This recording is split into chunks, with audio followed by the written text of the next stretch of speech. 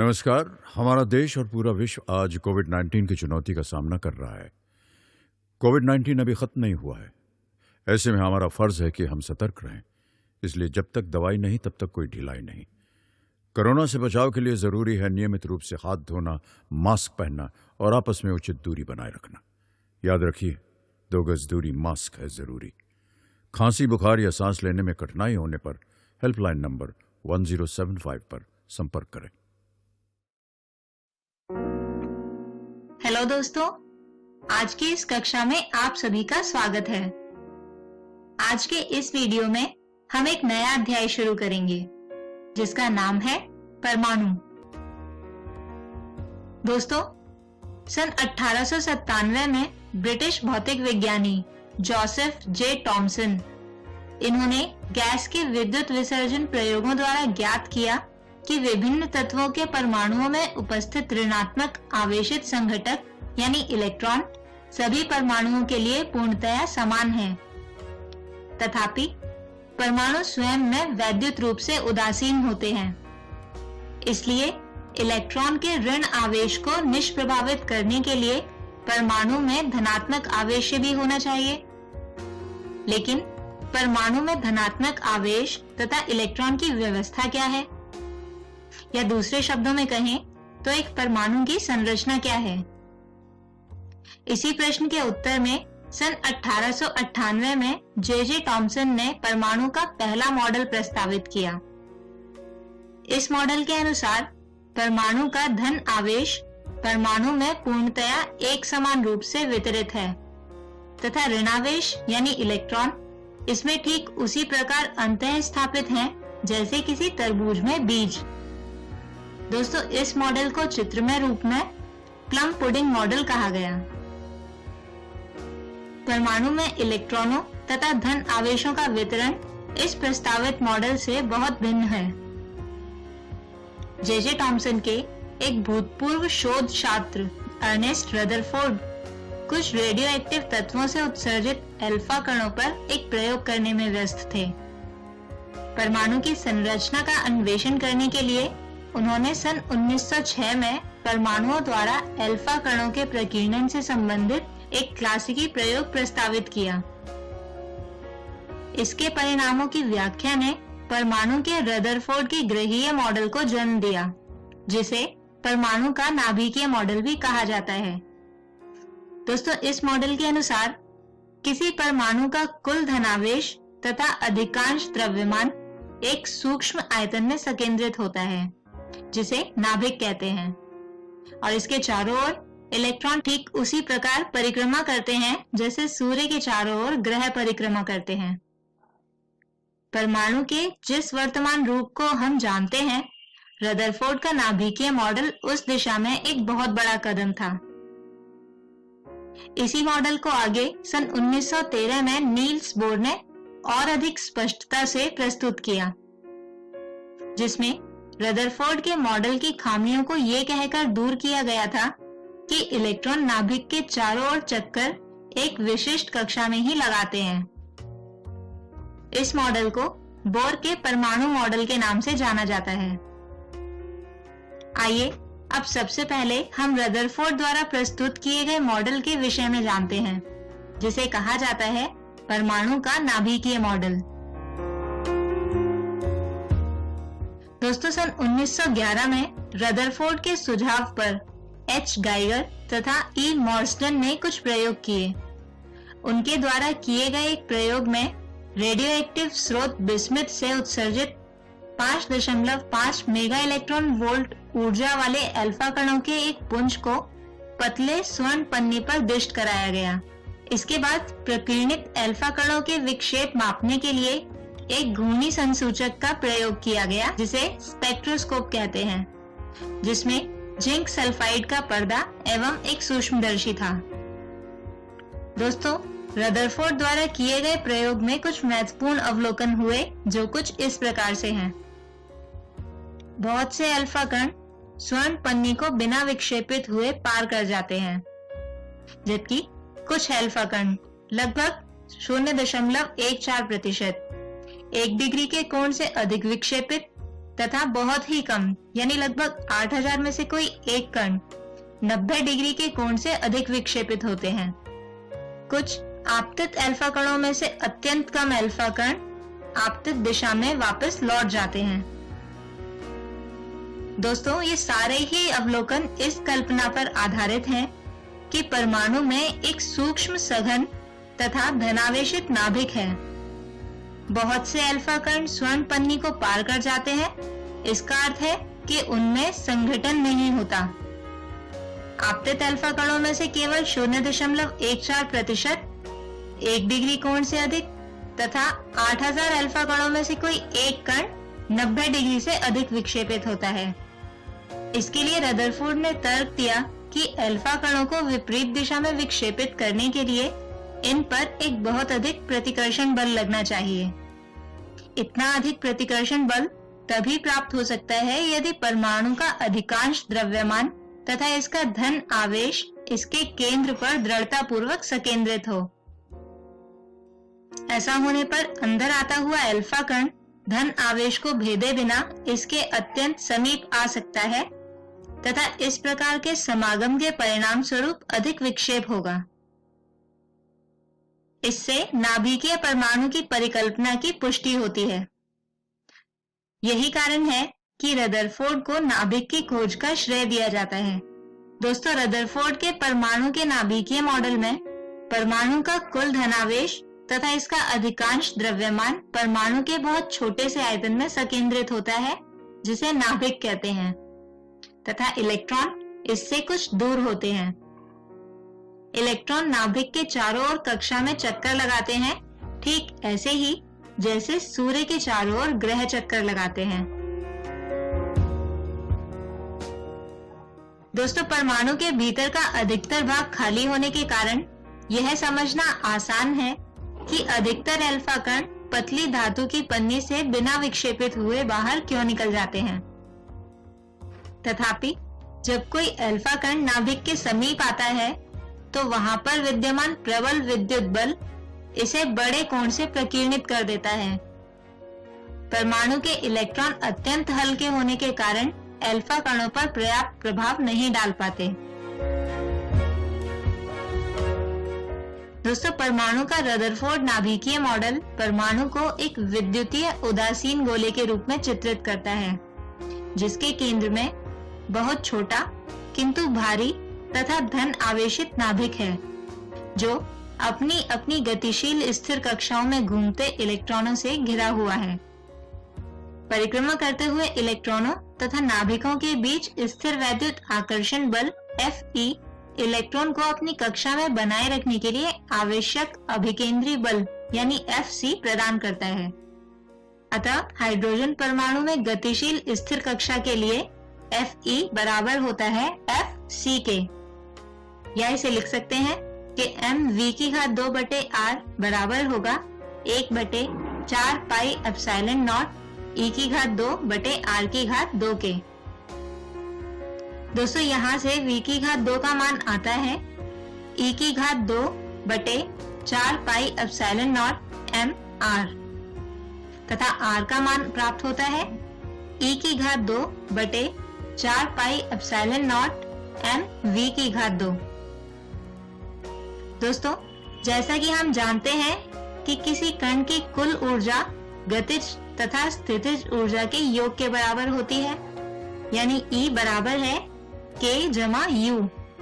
और जैसा कि हम जानते हैं कि इलेक्ट्रॉन की गतिज ऊर्जा बराबर होती है 1/mv² के। तो यहाँ पर v² का मान रखा जाए तो प्राप्त होता है गतिज ऊर्जा का व्यंजक, जो होगा 1/2 e²2/4 pi epsilon not r। इसके अतिरिक्त इलेक्ट्रॉन की स्थितिज ऊर्जा को लिखा जा सकता है e²2/4 pi epsilon not r के। तो इससे प्राप्त होता है किसी इलेक्ट्रॉन की कक्षा में उसकी कुल ऊर्जा यानी E, जिसके केंद्र में नाभिक और इस नाभिक के चारों ओर इलेक्ट्रॉन अपनी कक्षा में चक्कर लगाते हैं। किंतु इस मॉडल में भी कुछ खामियां थी, जिन्हें समझाने के लिए बोर ने एक नया और विस्तृत मॉडल प्रस्तुत किया, इस मॉडल में नील्स बोर ने कुछ अभिधारणाएं प्रस्तुत की थी जो कुछ इस प्रकार से थी।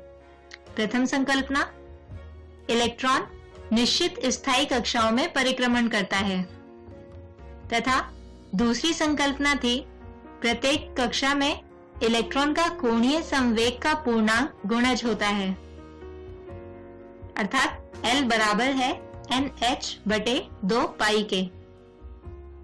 और दोस्तों तीसरी संकल्पना थी कि इलेक्ट्रॉन एक अधिक ऊर्जा वाली कक्षा से निम्न ऊर्जा वाली कक्षा में स्थानांतरित होने पर ऊर्जा उत्सर्जित करता है, जिसे इस समीकरण के द्वारा भी दर्शाया जा सकता है।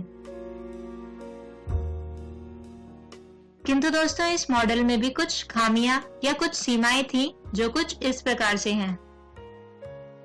बोर मॉडल एक से अधिक इलेक्ट्रॉन वाले परमाणुओं के स्पेक्ट्रम की व्याख्या नहीं करता।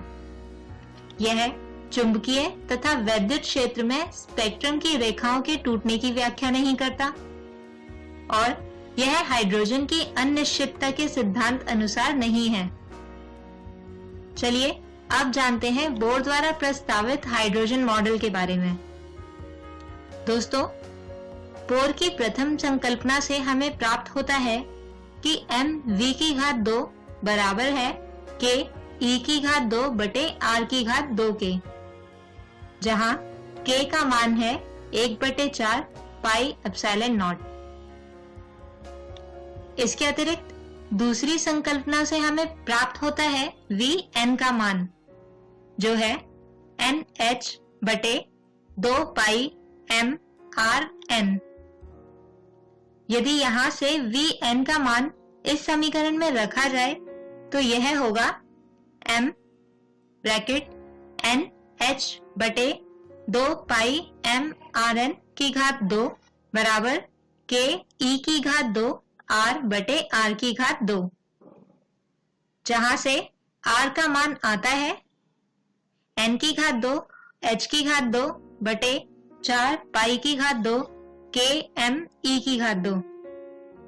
इसके अतिरिक्त इलेक्ट्रॉन की कुल ऊर्जा जो गतिज तथा स्थितिज ऊर्जा के योग के बराबर होती है तथा जिसे पहले हमने निकाला था, वहां से Rn का मान रखने पर यह हो जाएगा E बराबर -2 पाई⁻² k⁻² me⁻4 बटे n⁻² h⁻²। दोस्तों जहां k का मान होता है 1/4 पाई एप्सिलॉन नॉट, तो सभी स्थिरांकों का मान रखने पर कुल ऊर्जा E आती है En बराबर -2.18 गुणा 10⁻18 बटे n⁻² जूल, या En बराबर -13.6 बटे n⁻² इलेक्ट्रॉन वोल्ट। तो दोस्तों किसी परमाणु की न्यूनतम ऊर्जा के लिए n का मान 1 होता है, और इस स्थिति में ऊर्जा होती है -13.6 इलेक्ट्रॉन वोल्ट। परमाणु की ऊर्जा उस समय न्यूनतम यानी अधिकतम ऋणात्मक होती है जब उसका इलेक्ट्रॉन नाभिक की निकटतम कक्षा अर्थात n बराबर 1 में परिक्रमण करता है। n का मान 2, 3 या अन्य संख्याओं के लिए ऊर्जा E के निरपेक्ष मान कम होते जाते हैं। दोस्तों बोर मॉडल की तीसरी संकल्पना के अनुसार किन्हीं दो ऊर्जा स्रोतों के बीच ऊर्जा के अंतर को लिखा जाता है hν बराबर EI घटा EF, जिसमें E का मान रखने पर आता है hν बराबर -2 पाई⁻² k⁻² me⁻4 बटे ni⁻² h⁻² घटा -2 पाई⁻² k⁻² me⁻4 बटे nf⁻² h⁻², या यहाँ लिख सकते हैं hc बटे लैम्डा बराबर होगा -2 पाई⁻² k⁻² me⁻4 बटे ni⁻² h⁻² घटा -2 पाई⁻² k⁻² me⁻4 बटे nf⁻² h⁻²। दोस्तों यहाँ से H तथा C को समीकरण में सीधे हाथ की ओर ले जाने पर आता है 1/लैम्डा, जो बराबर होता है 2 पाई की घात 2 K की घात 2 M E की घात 4 बटे C H की घात 3 ब्रैकेट 1/n F की घात 2 घटा 1/n I की घात 2, या इसे लिख सकते हैं 1/लैम्डा बराबर R ब्रैकेट 1/n F की घात 2 घटा 1/n I की घात 2। चलिए अब आज के ही विषयों पर आधारित एक उदाहरण समझते हैं। प्रश्न है, हाइड्रोजन परमाणु की प्रथम इलेक्ट्रॉन की त्रिज्या 5.3 गुणा 10 की घात ऋणात्मक 11 मीटर है। इसी परमाणु के लिए दूसरी कक्षा की त्रिज्या क्या होगी? आइए अब इस प्रश्न को हल करते हैं। तो दोस्तों सबसे पहले हम वह राशियां लिखेंगे जिनका मान हमें दिया गया है, यानी R1 बराबर 5.3 गुणा 10 की घात ऋणात्मक 11 मीटर। इसके बाद जैसा कि हम जानते हैं कि त्रिज्या यानी R का व्यंजक यह होता है जिसमें n को छोड़कर सभी राशियां स्थिरांक हैं, जिसे k के द्वारा लिखा जा सकता है, यानी यहां से Rn को हम लिख सकते हैं k n की घात 2। तो दोस्तों n बराबर 1 के लिए Rn बराबर होगा R1 के। तो ऊपर वाले सूत्र में n बराबर 1 रखने पर k बराबर आता है 5.3 गुणा 10 की घात ऋणात्मक 11 के। अब दूसरी कक्षा में त्रिज्या निकालने के लिए हमें n का मान रखना होगा 2। तो अब n बराबर 2 के लिए देखा जाए तो हमें प्राप्त होगा R2, जो k यानी 5.3 गुणा 10 की घात ऋणात्मक 11 तथा 2 की घात 2 के गुणनफल के बराबर होगा, जिसे हल करने पर R2 आता है 2.12 गुणा 10 की घात ऋणात्मक 10 मीटर के। दोस्तों बोर के मॉडल के तृतीय अभिग्रहित के अनुसार जब कोई परमाणु उच्च ऊर्जा स्थिति जिसकी क्वांटम संख्या Ni है उससे निम्न ऊर्जा स्थिति जिसकी क्वांटम संख्या Nf है इसमें संक्रमण करता है, तब ऊर्जा के इस अंतर को आवृत्ति न्यू का एक फोटोन वहन कर लेता है, जहां न्यू का मान होता है me की घात 4 बटे 8 एप्सिलॉन नॉट की घात 2 h की घात 3 ब्रैकेट 1 बटे nf की घात 2 घटा 1 बटे ni की घात 2, और यहाँ me की घात 4 बटे 8 एप्सिलॉन नॉट की घात 2 h की घात 3 को रिडबर्ग नियतांक कहा जाता है, जिसका मान होता है 1.097 गुणा 10 की घात 7 प्रति मीटर। दोस्तों जब इलेक्ट्रॉन उच्च ऊर्जा स्थिति से निम्न ऊर्जा स्थिति में आते हैं तो फोटोन उत्सर्जित होते हैं। यहाँ इस चित्र में दिखाया गया स्पेक्ट्रम हाइड्रोजन का एक इसी प्रकार का स्पेक्ट्रम है, और यहाँ आप देख सकते हैं कि निश्चित तरंग दैर्ध्य के लिए हमें स्पेक्ट्रम में कुछ लाइन दिखाई देती हैं। इसके अतिरिक्त जब कोई परमाणु फोटोन को अवशोषित करता है जिसकी ठीक वही ऊर्जा है जो किसी इलेक्ट्रॉन को निम्न ऊर्जा स्थिति से उच्च ऊर्जा स्थिति में संक्रमण के लिए आवश्यक होती है, यहाँ आप इस चित्र में देख सकते हैं कि किसी श्वेत प्रकाश से बनने वाले स्पेक्ट्रम कुछ ऐसा दिखाई देता है, किंतु कुछ फोटोन से ऊर्जा अवशोषित होने के कारण बाद में प्राप्त होने वाले स्पेक्ट्रम में से वो तरंग दैर्ध्य गायब होती हैं और स्पेक्ट्रम कुछ ऐसा दिखाई पड़ता है। दोस्तों यहाँ पर अधिक रेखाएं उन आवृत्तियों को निर्दिष्ट करती हैं जो गैस के परमाणुओं द्वारा अवशोषित की गई हैं। हाइड्रोजन परमाणु के स्पेक्ट्रम का बोर मॉडल द्वारा दिया गया स्पष्टीकरण एक प्रतिभाशाली महान उपलब्धि था, जिसने आधुनिक क्वांटम सिद्धांत की प्रगति को अत्यधिक प्रोत्साहित किया, और इसके लिए सन 1922 में बोर को भौतिकी में नोबेल पुरस्कार से सम्मानित किया गया। चलिए दोस्तों अब बात करते हैं परमाणुीय स्पेक्ट्रम की। दोस्तों जैसा कि हमने देखा कि किसी परमाणु का स्पेक्ट्रम कक्षा में घूमने वाले इलेक्ट्रॉन के द्वारा ऊर्जा के अवशोषण या उत्सर्जन के कारण बनता है। जैसे यहाँ पर इस इलेक्ट्रॉन के द्वारा श्वेत प्रकाश के पीले रंग वाली तरंगदैर्घ्य को पहले अवशोषित किया जाता है, जिससे यह इलेक्ट्रॉन अधिक ऊर्जा वाली कक्षा में चला जाता है। किंतु यह इलेक्ट्रॉन यहाँ स्थिर नहीं रह पाता और कुछ समय बाद ही अपनी पुरानी तथा स्थिर कक्षा में वापस लौट आता है। इस प्रक्रिया में यह अवशोषित ऊर्जा का निष्कासन करता है, जिससे प्राप्त होता है केवल उसी तरंगदैर्घ्य का स्पेक्ट्रम, और इस प्रकार के स्पेक्ट्रम को कहा जाता है उत्सर्जन रैखिक स्पेक्ट्रम। और श्वेत प्रकाश के किसी निश्चित भाग का अवशोषण होने पर स्पेक्ट्रम में उस जगह पर काली रेखा आ जाती है तथा इस प्रकार के स्पेक्ट्रम को कहते हैं अवशोषण स्पेक्ट्रम। अर्थात स्पेक्ट्रम दो प्रकार के होते हैं, अवशोषण तथा उत्सर्जन रैखिक स्पेक्ट्रम। इंग्लिश में इन्हें absorption and emission line spectrum कहा जाता है। और ये स्पेक्ट्रम प्रत्येक तत्व के लिए भिन्न भिन्न होते हैं।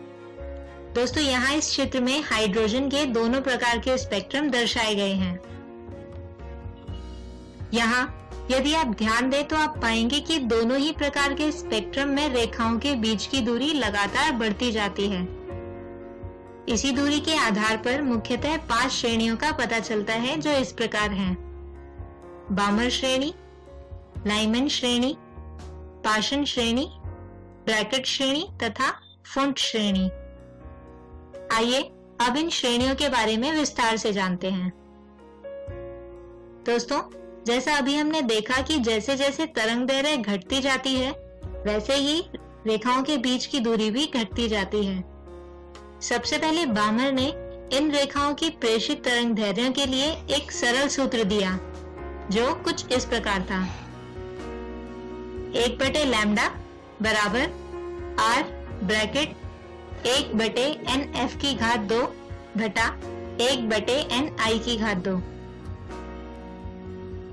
दोस्तों, यहाँ r रिडबर्ग नियतांक है, जिसका मान होता है 1.097 × 10⁷ प्रति मीटर।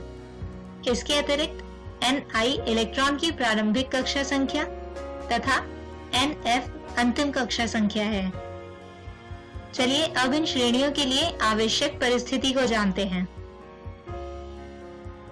दोस्तों, यहाँ पर स्पेक्ट्रम की विभिन्न श्रेणियां दर्शाई गई हैं, जिसमें सबसे बाईं ओर वाली श्रेणी कहलाती है लाइमैन श्रेणी। जब इलेक्ट्रॉन किसी अधिक ऊर्जा वाली कक्षा से पहली कक्षा में वापस आता है, तो प्राप्त श्रेणी कहलाती है लाइमैन श्रेणी। यदि आप यहाँ देखें तो nf का मान होगा 1 तथा ni का मान 2, 3, 4 तथा अन्य संख्याएं हो सकती है। अगली श्रेणी कहलाती है बामर श्रेणी। इसके लिए जब इलेक्ट्रॉन अधिक ऊर्जा वाली कक्षा से दूसरी कक्षा में वापस आता है, तो प्राप्त श्रेणी कहलाती है बामर श्रेणी। और यदि आप यहाँ देखें तो nf का मान होगा 2 तथा ni का मान 3, 4 तथा इसी प्रकार अन्य संख्या हो सकती है। दोस्तों, तीसरी श्रेणी कहलाती है पाशन श्रेणी। इसके लिए जब इलेक्ट्रॉन अधिक ऊर्जा वाली कक्षा से तीसरी कक्षा में वापस आता है, तो प्राप्त श्रेणी हो जाती है पाशन श्रेणी। और यहाँ देखें तो nf का मान होगा 3 तथा ni का मान 4, 5 तथा अन्य संख्याएं हैं। इसके बाद है ब्रैकेट श्रेणी, और जब इलेक्ट्रॉन अधिक ऊर्जा वाली कक्षा से चौथी कक्षा में वापस आता है, तो ये श्रेणी हमें प्राप्त होती है। इसके लिए nf का मान होगा 4 तथा ni का मान 5, 6, 7 तथा इसी प्रकार से अन्य संख्याएं हो सकती हैं। और दोस्तों, अंत में है फुंट श्रेणी। इसके लिए अंतिम कक्षा यानी nf बराबर होती है 5 के तथा प्रारंभिक कक्षा यानी ni होगी 6, 7, 8 तथा अन्य संख्याएं। तो दोस्तों, इसी विषय के साथ हम खत्म करते हैं हमारा आज का ये वीडियो।